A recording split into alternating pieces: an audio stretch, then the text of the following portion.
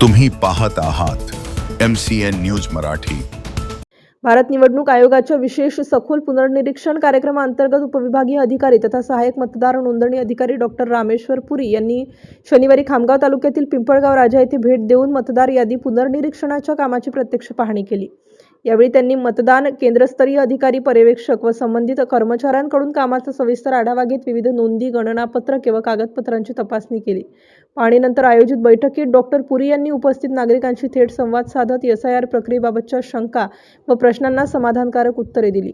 यावेळी सामाजिक कार्यकर्ते ओवैस उल्ला खान यांनी मतदार नोंदणी प्रक्रियेसंदर्भातील विविध प्रश्न उपस्थित केले, तर शेख झुल्फकर शेख चांद यांनी नागरिकांच्या अडचणी मांडून त्यावर स्पष्टीकरण देण्याची मागणी केली।